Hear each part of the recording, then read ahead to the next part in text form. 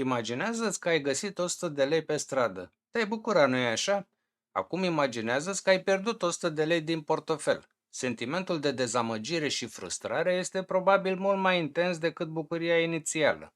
Rămâneți până la finalul videoclipului pentru că o să explorăm împreună de ce durerea pierderii ne guvernează adesea portofoliile mai mult decât promisiunea câștigului. Vă salut! Sunt Cătălin Iamandi și mă ocup cu grafică, investiții și trading. Pentru că a fost Paștele, vă doresc numai bine și sper că v-ați relaxat. Cât timp rulează intro, vă rog să-mi lăsați un comentariu. Aveți investiții care sunt pe minus și aduc pierderi?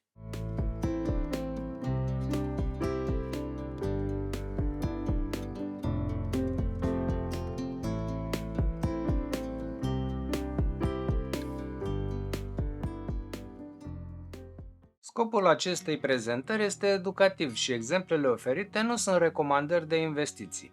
Haideți să revenim la subiectul de astăzi. Aversiunea la pierdere este un concept interesant din psihologie care explică de ce oamenii tind să simtă durerea pierderilor mult mai intens decât plăcerea câștigurilor de o valoare similară.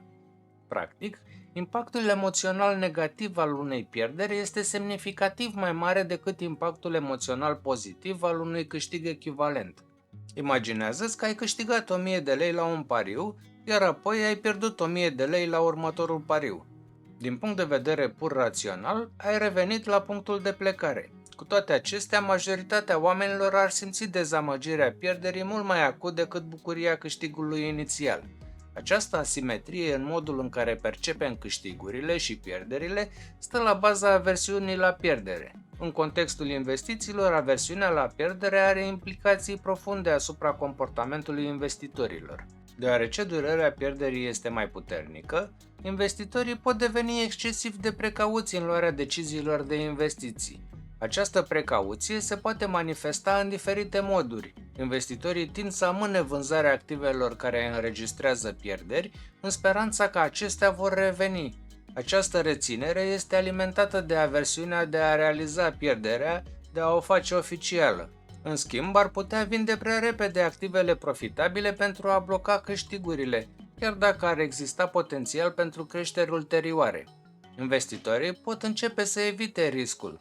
Teama de a pierde banii poate determina pe investitori să aleagă opțiuni de investiții mai sigure, cu randamente potențiale mai mici, chiar dacă o analiză rațională ar sugera că un risc mai mare ar putea aduce câștiguri superioare pe termen lung.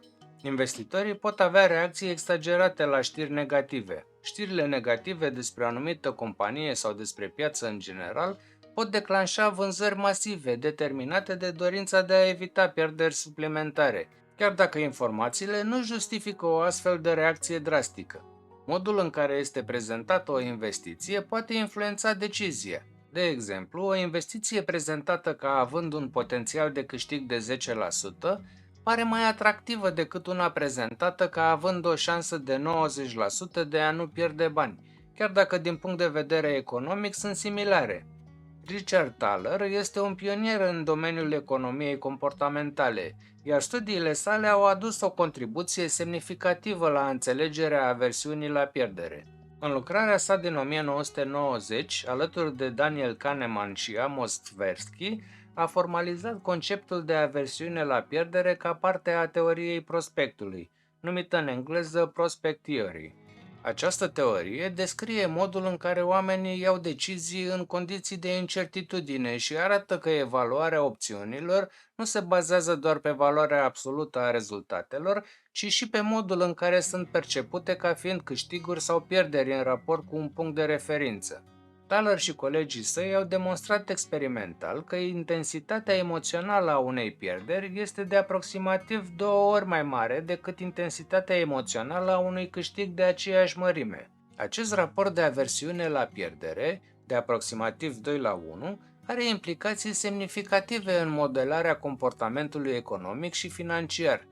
În baza teoriei utilității așteptate, dezvoltată de Daniel Kahneman și Amos Tversky în 1979, cunoscută sub numele de teoria prospectului, se arată că legătura dintre alternativele investiționale și percepția riscului este complexă și nu se bazează doar pe evaluarea rațională a probabilităților și rezultatelor, Teoria prospectului introduce ideea că oamenii evaluează rezultatele potențiale, fie ele câștiguri sau pierderi, în raport cu un punct de referință și că reacția lor emoțională la pierderi este semnificativ mai puternică decât reacția la câștiguri de magnitudine similară.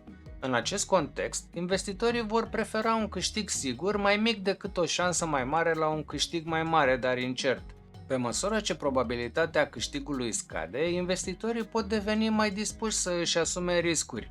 În oglindă, investitorii vor prefera o șansă mai mare la o pierdere mai mare, dar incertă, decât o pierdere sigură mai mică.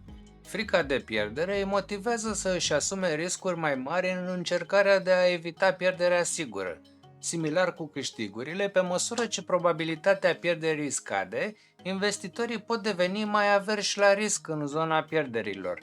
În esență, teoria prospectului arată că percepția riscului este dependentă de modul în care o alternativă investițională este încadrată, ca potențial câștig sau pierdere, și de probabilitățile asociate. Oamenii nu sunt agenți raționali care maximizează utilitatea așteptată în sens clasic, ci sunt influențați de emoții și de modul în care percep abaterile de la punctul lor de referință. Acest lucru explică de ce investitorii pot avea reacții diferite la alternative investiționale cu caracteristici obiective similare, în funcție de modul în care le percep ca potențiale câștiguri sau pierderi. În concluzie, aversiunea la pierdere este o tendință psihologică puternică care influențează semnificativ deciziile de investiții. Înțelegerea acestui bias comportamental este importantă pentru investitori, deoarece îi poate ajuta să ia decizii mai raționale și să evite capcanele emoționale care pot duce la performanțe inferioare ale portofoliului. Prin conștientizarea aversiunii la pierdere, investitorii pot depune eforturi pentru a-și tempera reacțiile emoționale la fluctuațiile pieței și pentru a se concentra pe obiectivele de investiții pe termen lung. Această prezentare este un rezumat concis și oferă direcții de studiu pentru cei care doresc să aprofundeze subiectul. Dacă apreciați conținutul postat și doriți să mă sprijiniți, vă încurajez să alegeți unul dintre abonamentele plătite. Am înființat și un grup pe Facebook unde îmi face plăcere să vă invit. Este numit Cercul Prosperității Financiare. Aveți linkul în primul comentariu al materialului. Voi continua să vă aduc plus valoare, postând analize și materiale educaționale ca acesta în fiecare săptămână. Ca de obicei, mulțumesc frumos tuturor și vă rog să vă abonați și să vă alăturați canalului meu dacă nu ați făcut-o deja. Apăsați butonul de like dacă ați urmărit până aici videoclipul și vă rog să distribuiți acest material ca să ajungă la cât mai multe persoane. Activați, vă rog, clopoțelul pentru a fi notificați atunci când postez un episod nou. Vă încurajez să scanați acest cod QR care apare pe ecran și să vă înscrieți în baza de date pentru a primi pe mail update-uri. Las și linkul în zona de comentarii. În continuare, vă invit să vedeți acest episod despre cum ne afectează investițiile loss aversion bias.